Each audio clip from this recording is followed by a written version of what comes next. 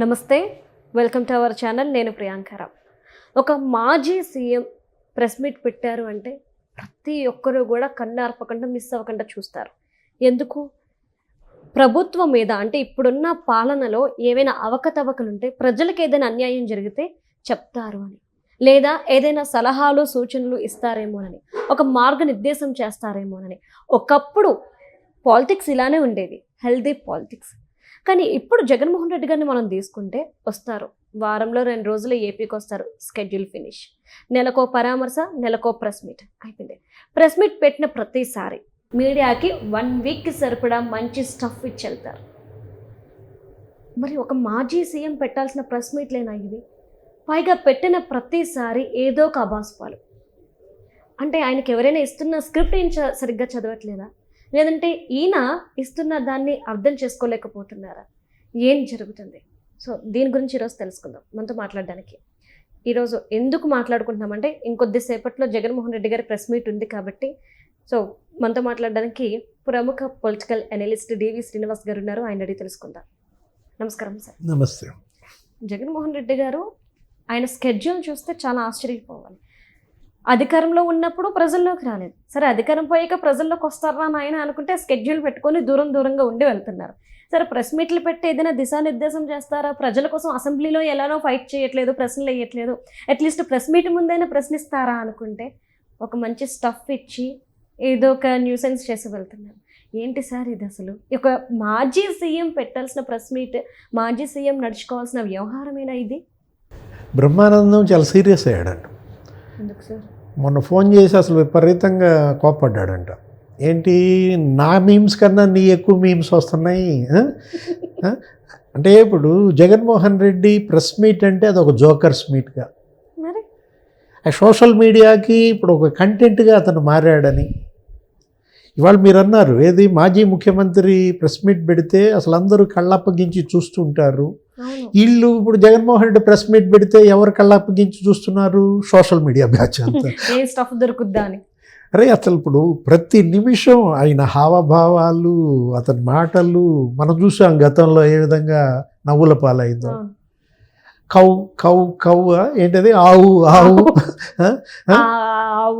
ఆవు under nutrition, under ఫీడింగ్లో ఉంటే మరి ఇలాగే నెయ్యి ఈ విధంగానే వస్తుంది. రసాయనాలతో తయారవుద్దా? పామాయిల్తో తయారవుద్దా? పామోలిన్తో తయారవుద్దా? ఎస్టిక్ యాసిడ్ ఈస్టర్తో తయారవుద్దా? అండర్ ఫీడింగా ఇది? కౌ అండర్ ఫీడింగా, లేకపోతే సుబ్బారెడ్డి అండర్ ఫీడింగ్లో ఉన్నాడా?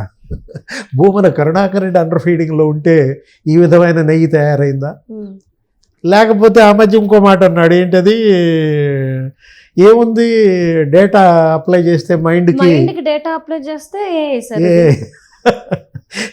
నేను అంటుంది అదే. జగన్మోహన్ రెడ్డి అంటే ఒక లాఫింగ్ స్టాక్గా. ఇప్పుడు మనకేంటి స్టాండప్ కామెడీ మరి చూస్తుంటారు, మరి ఈ మధ్య అది బాగా పాపులర్ అయ్యి ఇంటర్నేషనల్గా. ఇది సిట్ డౌన్ కామెడీయా, ప్రెస్ మీట్ కామెడీయా? జగన్మోహన్ రెడ్డి ప్రెస్ మీట్ పెడుతున్నాడంటే అది అతని ఫ్రస్ట్రేషన్ మీటా, లేదు జోకర్స్ మీటా? ఇప్పుడు ఈరోజు అంబటి రాంబాబు వస్తున్నాడు. అంబటి రాంబాబుని పక్కన కూర్చోబెట్టి మరి ఆయన కాపు నేత, కాపు టైగర్. అసలు ఇవాళ పెద్ద సినిమా చేశాడు రాంబాబు కూడా. ఎక్కడ, రాజమండ్రి జైలు నుంచి నిన్న విడుదలయ్యాడు. రాత్రి అక్కడ రాజా ఇంట్లో ఉన్నాడు. పొద్దున చంద్రబాబు టైప్లో నేను కూడా పెద్ద ప్రొసెషన్తో వెళ్తానని. అంటే నీ స్థాయి ఏంటి? నువ్వు చంద్రబాబు లాగా నీకు మొత్తం అందరూ అన్ని చోట్ల నీరాజనాలు పలుకుతారా? కాలినడకనంటాడు, పోలీసులు ఆపితే సెక్షన్ 30 అంటే. ఇప్పుడు జగన్మోహన్ రెడ్డి ప్రెస్ మీట్లో ఒక పక్క అంబటి రాంబాబు, ఇంకో పక్క జోగి రమేష్. ఎవరినో కూర్చోబెట్టుకుని మాట్లాడతాడు? మొత్తం కాపు నాయకులేనా? అంటే నాకు ఒక చిన్న డౌట్ వచ్చింది సార్. జగన్మోహన్ రెడ్డి గారు ప్రతిసారి, అంటే జగన్మోహన్ రెడ్డి గారు వాళ్ళ నాయకులు మాట్లాడేవి చూస్తే పొంతలు ఉండదు. ఈయనేమో ప్రభుత్వం మీద బురద జల్లుతాడు, వాళ్ళేమో లేదు నాయన అంతా బాగుంది అని చెప్తారు. ఇప్పుడు చూస్తే అంబటి గారు ఒక మాట అన్నారు ప్రెస్ మీట్తో వాళ్ళతో మాట్లాడుతూ, నన్ను పోలీసులు ఏమి కొట్టలేదు, నాకు అన్నీ బాగా చూసుకున్నారు, జైల్లో అంత సౌకర్యంగా ఉంది, కాకపోతే నేనే కాలు జారి పడ్డాను అని. ఇప్పుడు ప్రెస్ మీట్ పెట్టి జగన్మోహన్ రెడ్డి గారు పోలీసులు హింసించారు అని అంటారేమో, అందుకే ప్రెస్ మీట్ ఏమో అన్న డౌట్. అంటే ఇప్పుడు బోరగడ్డ అనిల్ కుంటుకుంటూ నడుస్తూ వెళ్ళిన దృశ్యాలు కళ్ళ ముందు ఉన్న దాంట్లో ఇప్పుడు అంబటి రాంబాబు కూడా కుంటుకుంటూ వెళ్తుంటే పోలీసులు కొట్టారు అని ఎక్కడ ఇతను అంటే ఒకటి ఇక్కడ ఇప్పుడు ఎందుకు అసలు అంబటి రాంబాబు జోగి రమేష్ని పక్కన కూర్చోబెట్టుకుని మాట్లాడటం ఎందుకు? అనంతబాబుని పెట్టుకుంటే పోలా? అనంతబాబు అనంతలక్ష్మి అలియాస్ రోజా అదొకటి వాళ్ళు బ్లాస్ట్ అయింది. డ్రైవర్ సుబ్రహ్మణ్యాన్ని చంపి డోర్ డెలివరీ చేసిన కేసులో అనంతబాబు ఏం తప్పు చేశాడంటారా? ఈరోజు ప్రెస్ మీట్లో జగన్మోహన్ రెడ్డి నిన్న అంబటి రాంబాబు పరామర్శగా వెళ్ళి వాళ్ళ ఇంటి దగ్గర అంబటి చేసిన తప్పేంటి అన్నాడు. ఇప్పుడు ఈరోజు ప్రెస్ మీట్లో అనంతబాబు చేసిన తప్పేంటి? డోర్ డెలివరీ చేయటం తప్ప అంటాడా? మామూలుగానే లేదు అసలు బొత్స సత్యనారాయణ కౌన్సిల్ జరగనీటిల్లా 2-3 రోజుల నుంచి. నిన్న కూడా 14 నిమిషాలు జరిగిందంట, ఇవాళ అసలు మరి 10 నిమిషాలు జరిగినట్టు. ఇందాపూర్ గురించి మాట్లాడతాడా? అవును, మేబీ ప్రెస్ మీట్ లో మాట్లాడచ్చు. ఇందాపూర్ నుండే వీళ్ళు నెయ్యి ఇస్తున్నారు, ఆ డబ్బులు ఇక్కడ తీసుకుంటున్నారు అని చెప్పొచ్చేమో. అసలు ఎక్కడ ఇందాపూర్, ఎక్కడ హెరిటేజ్, అసలు దేనికి ముడి పెడుతున్నారమ్మా? అది 24 ఏళ్ల క్రితం పెట్టినటువంటి డైరీ. హెరిటేజ్ ఎప్పుడో 34 ఏళ్ల క్రితం పెట్టిన డైరీ. అందుకు కాదు నోటీసులు వచ్చింది. మరి ఇప్పుడు దాని గురించి మాట్లాడినందుకే బొత్స సత్యనారాయణకి లీగల్ నోటీస్ పంపారు. క్షమాపణ చెబుతారా, లేదు పరువు నష్టం క్రిమినల్ కేసులు పెట్టమంటారా?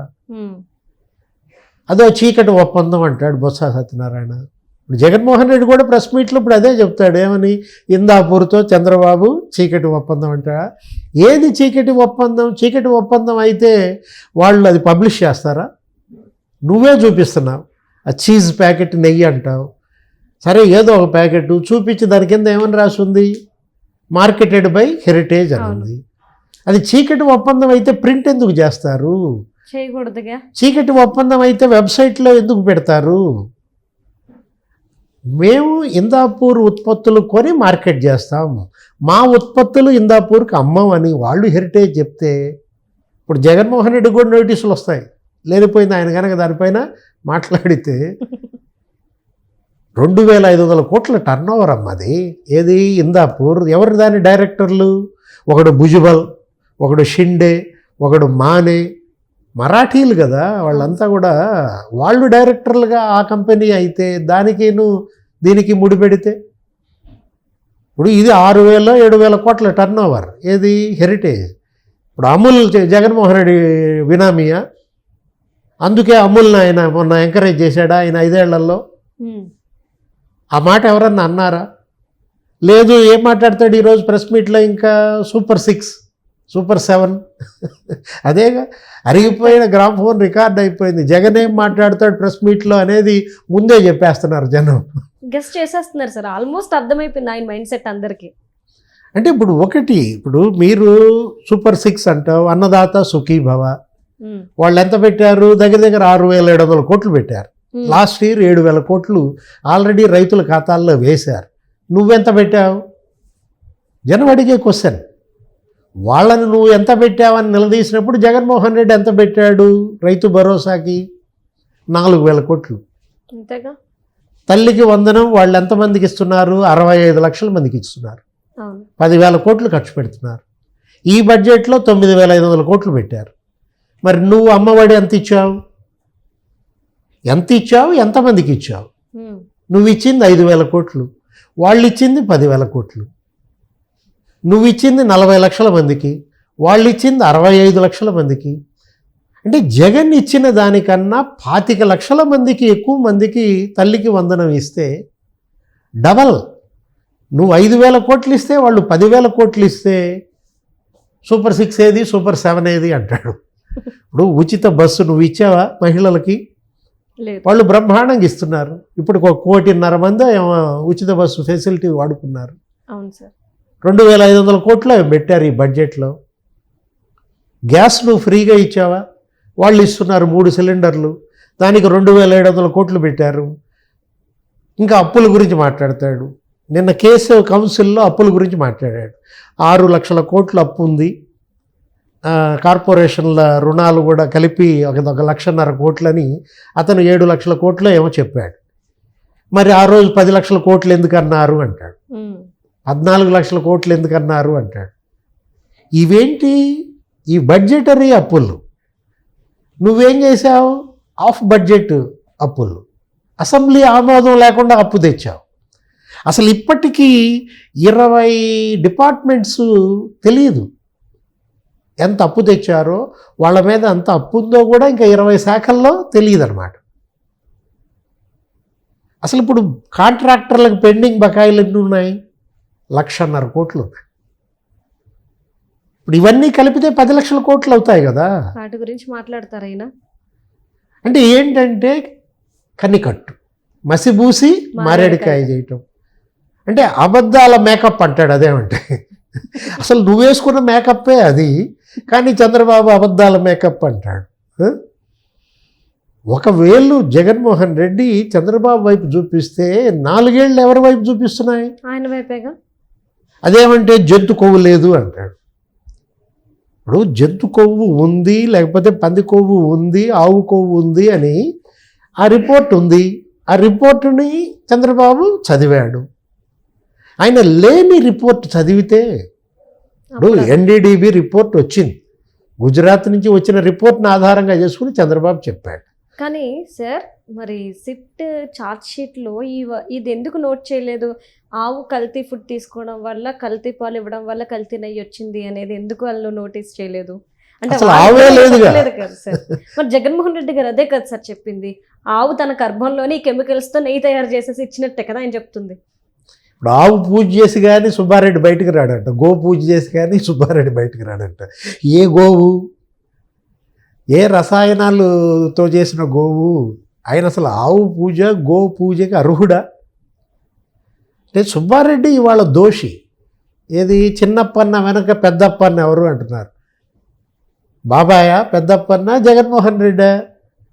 చిన్నప్పన్నకే 15 ప్లాట్లు అంట, 4,60,00,000 బ్యాంకులు అంట, లావాదేవీలు అంట. అతను ఇవాళ చిన్నప్పన్నని అక్కడ పెట్టింది ఎవరు? జగన్మోహన్ రెడ్డి కాదు కదా. అంటే చేసిన తప్పంతా జగన్మోహన్ రెడ్డి ఇవాళ ఎవరిపైన నెపం వేస్తారు? ఏ రకంగా చంద్రబాబుని దోషిగా చూపించి బయటపడదామా, ఈ కల్తీ నెయ్యి ఈ ఊబిలో నుంచి బయటపడదామా అన్న తాపత్రయంలో అతను ఇంకా ఊబిలో దిగబడిపోతున్నాడు. Right. Thank you so much sir. నమస్తే.